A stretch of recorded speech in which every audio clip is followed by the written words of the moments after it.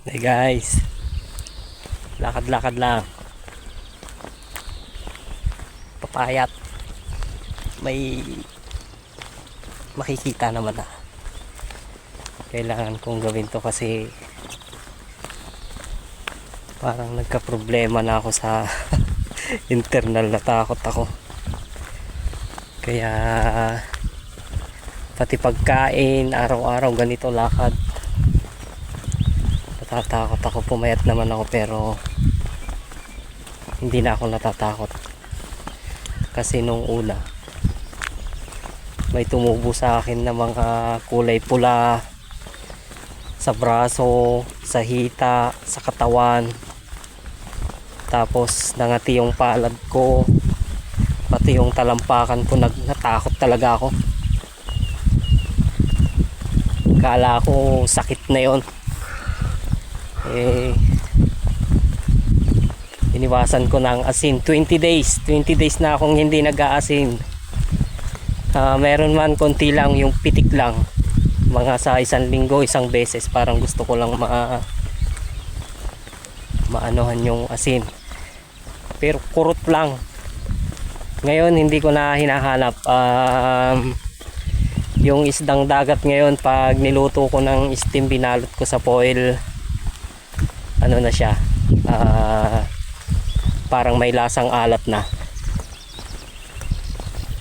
Hindi ko na hinahanap yung asin na matapang na timpla ng asin. Kailangan lang ng disiplina sa katawan.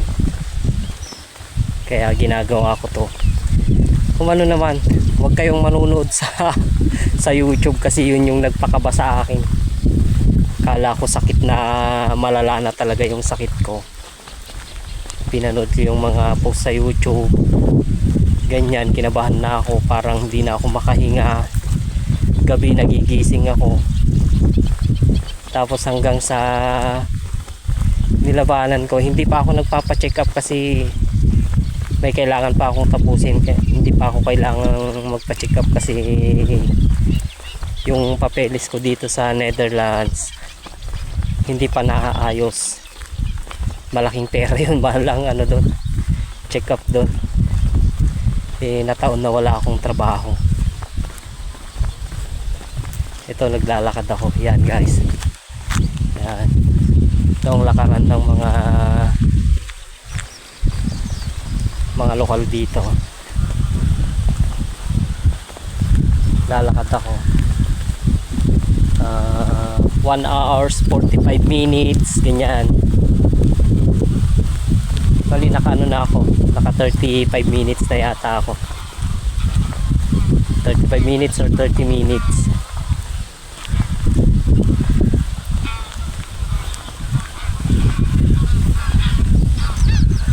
Ayan ang kinakain ko ngayon.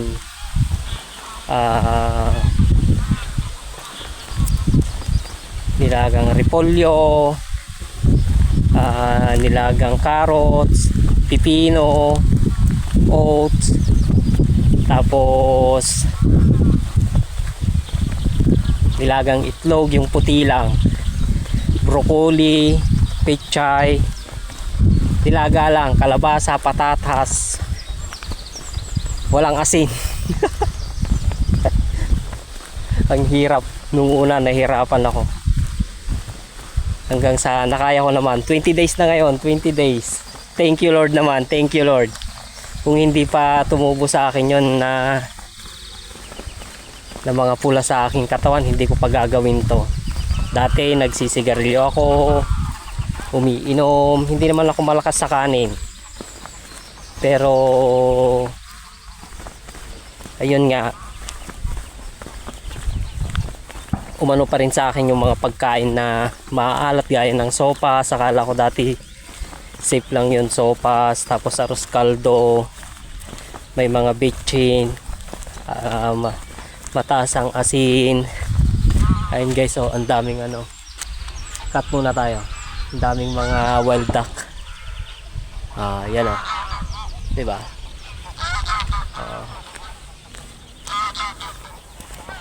Ngayon stop na ako asin,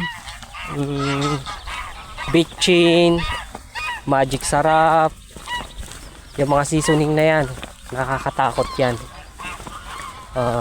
Ngayon gumanda na yung pakiramdam ko, hindi na sumasakit yung ulo ko, hindi kagaya dati na pag nagigising ako medyo masakit yung ulo ko. Kala ko sobra kulang o kulang sa tulog, ganon. Hindi pala, parang epekto pala ng asin yon. Kaya thankful naman ako kay God kasi pinitik niya ako. Sabi niya siguro, ay itigil mo na yung mga bisyo mo, mga kinakain mo mali, sobra na sa katawan mo, nagpapahirap na sa katawan mo. Kaya ayun, nagawa ko yon kasi sa sobrang takot ko. Ayan, may mga naglalakad din dito guys. Hi. Morning. Ayan, naglalakad din sila. Ano sila dito, kahit matatanda naglalakad din.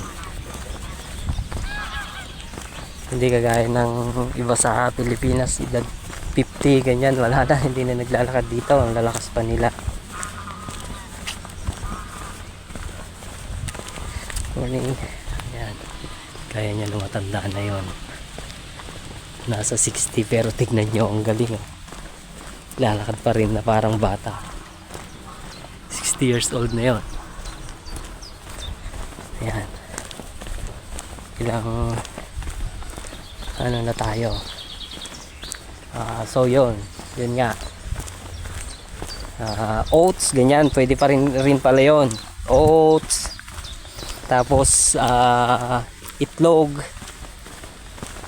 na puti, yung nilaga, o kaya scrambled mo siya, luluto mo lang siya sa sa tubig para hindi ka maumay. Kasi nauumay na ako sa carrots, nilagang carrot, nilagang broccoli,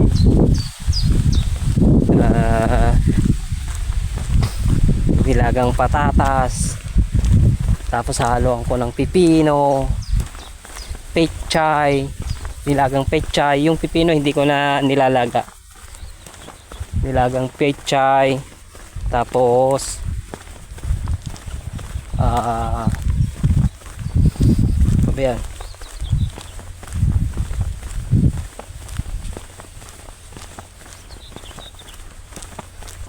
ayun, hinahaluan ko ng luya, sibuyas, bawang. Tapos wala nang asin, nilaga lang. Hinahalo ko rin yung tangkay ng pechay kasi maganda daw sa katawan yon. Sinerch ko naman siya na maganda daw sa katawan, fiber daw yon. Ito, naglalakad ako 20 days na straight. Ito, may tubig ako pag medyo natuyo lang yung ko, lalamunan. Lagok lang ng konti. Tapos yung iniinom ko pala, mainit na tubig, maligamgam, yung kaya mong inumin, maganda yon sa katawan. Alam ko yun pa yung isang nagpaganda sa ko, sa ganyan ko, sa pakiramdam ko. Kahit na hindi siguro muna ako magpa kasi baka matatakot lang ako lalaman ko na tsaka lang. Pero maganda naman kasi ang pinayat ko, ang ganda ng pinayat ko. Halos ito na yung short ko na lawlaw. Ayan na, ayan na siya tignan nyo. Ayan pag ginanyan ko mahuhubad na siya kaya ang ganda rin. 20 days, kailangan mo ng disiplina, labanan mo yung pag-craving mo ng mga masasarap na pagkain kagaya ng adobo, mga baboy, mga manok, kasi nakakatakot pag tinuloy-tuloy mo pa kung alam mong hindi na nahulog, hindi na aayos yung pakiramdam mo. Kasi pakiramdam ko noon para akong hindi natutunawan. Yun, nangati nga yung kamay ko, itong palad ko, itong mga talampakan ko. Tapos nagsisigarilyo naman ako, hindi naman malakas. 6 stick sa isang araw, 6, 7 ganyan. Tapos paminsan-minsan umiinom ako ng wine. Noon nga nung June 9, yun na, naramdaman ko yung pangangati ng palad ko, ng talampakan. Natakot na ako doon, kaya yun, tinigil ko, nag-search ako. Doon ako lalong natakot, para na akong napaparanoid na ako.